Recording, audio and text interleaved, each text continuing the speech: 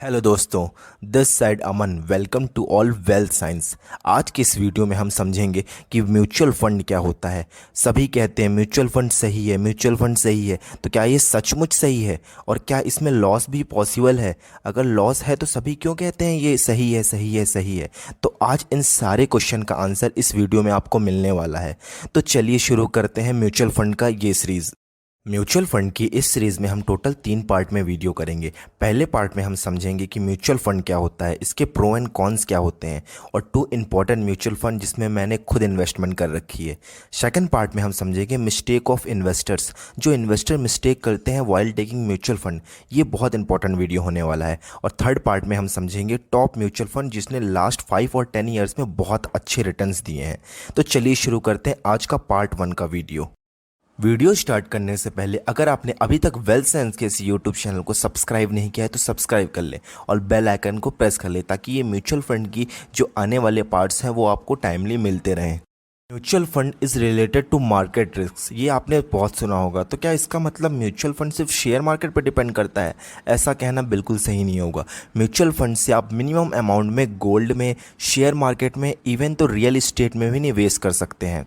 ये बहुत अच्छा अपॉर्चुनिटी रहती है कि म्यूचुअल फंड इन्वेस्टमेंट के थ्रू आप इन सारे सेक्टर में कम से कम अमाउंट में निवेश कर सकते हैं। तो एक एग्जाम्पल के थ्रू समझने की कोशिश करते हैं। 2 पर्सन राम और श्याम दोनों ही HCL टेक्नोलॉजी के शेयर पर रिसर्च करते हैं और फाइनल ये डिसाइड करते हैं कि कंपनी का फाइनेंशियल फ्यूचर ग्रोथ और कंपनी का बिजनेस बहुत सही है। अब दोनों ये सोचते हैं कि उनको दोनों ही शेयर में निवेश करना चाहिए, पर दोनों की पॉकेट मनी सिर्फ 500 रुपये है, पर HCL टेक्नोलॉजी का शेयर 1000 रुपये है। तो वो डिसाइड करते हैं कि दोनों अपने पॉकेट मनी को मिलाकर HCL टेक्नोलॉजी शेयर पे निवेश करें, और जब भी सेल करेंगे तो प्रॉफिट को 50-50 रेशियो में डिवाइड कर लेंगे। ये करते हुए राम को ख्याल आता है कि जिस तरह वो HCL टेक्नोलॉजी पर इन्वेस्ट करना चाहता है पर पैसे की वजह से इन्वेस्ट नहीं कर पा रहा है, इस तरह बहुत लोग होंगे जिनके शेयर 10,000 20,000 होंगे और वो निवेश नहीं कर पा रहे होंगे। तो कोई ऐसी स्कीम होनी चाहिए जिसके थ्रू वो अच्छे बड़े बड़े कंपनियों के शेयर भी कम अमाउंट में निवेश कर सके। तो उस नई स्कीम का नाम पड़ा म्यूचुअल फंड।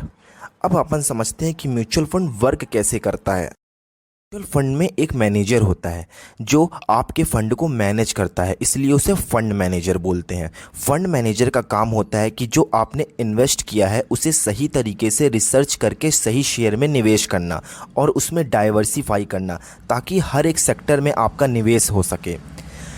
इसके बिहाफ में वो आपसे थोड़ा कमीशन लेते हैं, बट आजकल ऑनलाइन बहुत सी एप्लीकेशन आ गई है जिसमें बिना कमीशन दिए आप पैसा निवेश कर सकते हैं। सबसे पहले फंड मैनेजर आपके फंड के अकॉर्डिंग एक NAV सेट करता है, उसके बदले आपको कुछ यूनिट्स दे देता है, जैसे कि आप इन्वेस्टमेंट की हो। इसका फॉर्मूला होता है investment divided by NAV value equal two units. Let's example लेते हैं कि अगर किसी भी फंड वैल्यू की NAV वैल्यू 10 रुपये है और आपने 5,000 रुपये इन्वेस्ट किया है तो आपको 500 यूनिट्स अलॉट हो जाएंगी।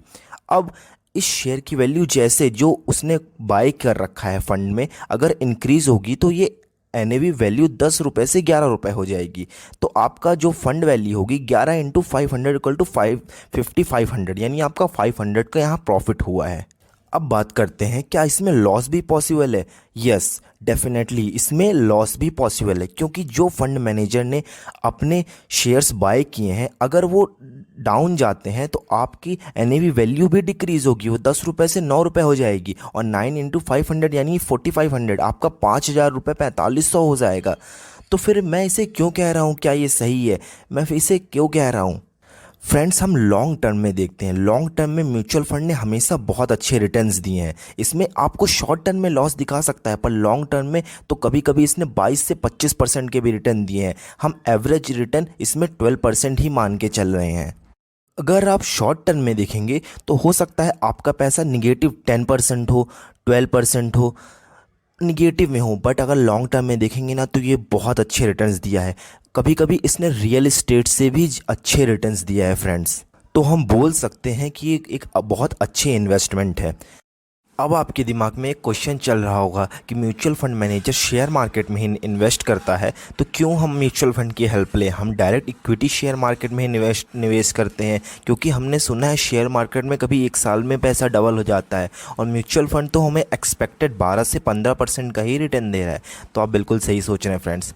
अगर आपके पास टाइम है, नॉलेज है, एजुकेशन है, तो आपको ज़रूर डायरेक्ट इक्विटी शेयर मार्केट में निवेश करना चाहिए। पर अगर आपके पास टाइम नहीं है, ना नॉलेज है, ना आप कुछ जानते हो, तो आपको म्यूचुअल फंड की हेल्प लेना बहुत ज़रूरी है फ्रेंड्स। आप उसमें निवेश करके भूल सकते हैं 10 साल 20 साल, और गारंटेड वो आपको 20% प्लस रिटर्न ही देगा फ्रेंड्स।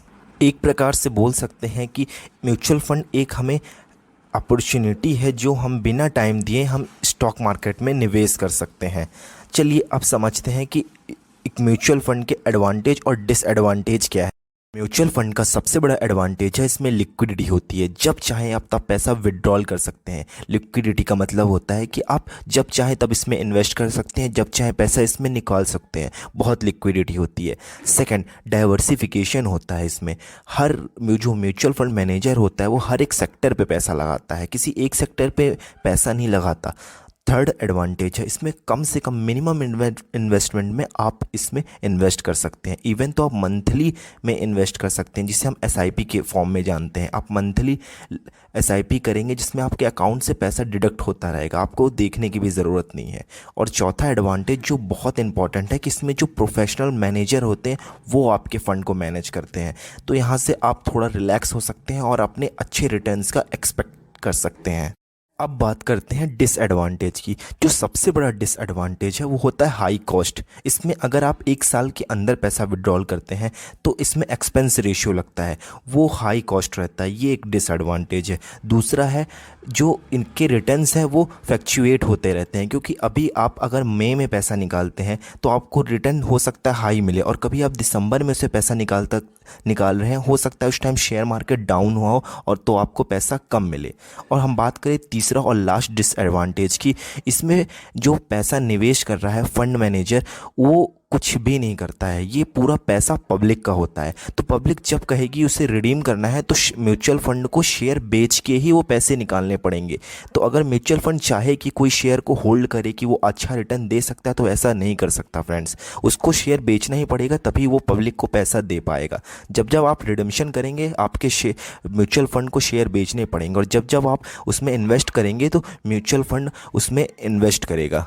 जैसे ये कोविड सिनेरियो में आपने देखा होगा कि मार्केट क्रैश हुआ था, तब म्यूचुअल फंड को बहुत पैसे की ज़रूरत थी ताकि वो निवेश कर सके और अच्छे रिटर्न्स अर्न कर सके। पर सब ने पैसे रिडीम किए तो ना चाहते हुए म्यूचुअल फंड को अपने सारे पब्लिक को पैसे देने पड़े, और साथ ही साथ वो अच्छे शेयर्स को सस्ते दामों में बेचने पड़े। तो अब चलते हैं हम नेक्स्ट सेशन में, जिसमें हम दो इम्पॉर्टेंट म्यूचुअल फंड को जानेंगे। वो कौन से दो इम्पॉर्टेंट म्यूचुअल फंड है जिसमें मैंने खुद निवेश कर रखा है। अब जो मैं यहाँ दो फंड बताने वाला हूँ वो only for educational and information purpose के लिए, तो बिना अपने फाइनेंशियल एडवाइज़र के बिना उस पर इन्वेस्ट ना करें। पहला फ़ंड है एक्सिस ब्लू चिप फंड। ये लास्ट 5 ईयर में 25% पर ईयर का रिटर्न दिया है। सेकंड, पराग पारिक फ्लेक्सी कैप फंड। इसने भी अपने लास्ट से 25% पर ईयर का रिटर्न दिया है। तो ये दोनों ही फंड बहुत ही अच्छे हैं और इस पर आप स्टडी करें, उसके बाद ही कोई एक्शन लें। तो मैं चाहूँगा इस पर आप स्टडी करें। स्टडी करने के बाद भी देखें क्या सच में 25% पर एनम के रिटर्न दिया है या नहीं। और हालांकि मैं थर्ड पार्ट के वीडियो में और अच्छे अच्छे फ़ंड्स के बारे में डिसाइड करने वाला हूं, और आपको ये भी बताऊंगा कि आप फ़ंड कैसे सेलेक्ट करें। और अब भी अगर आपके कोई भी डाउट है तो कमेंट बॉक्स में मुझसे पूछ सकते हैं। तो मिलते हैं नेक्स्ट वीडियो में। अगर आपको ये वीडियो अच्छा लगा तो लाइक करें, चैनल को सब्सक्राइब करें ताकि आपको इस म्यूचुअल फंड के सारे वीडियो का अपडेट मिलता रहे, और अपने दोस्तों के साथ ज़रूर शेयर करें। Happy learning, happy investing.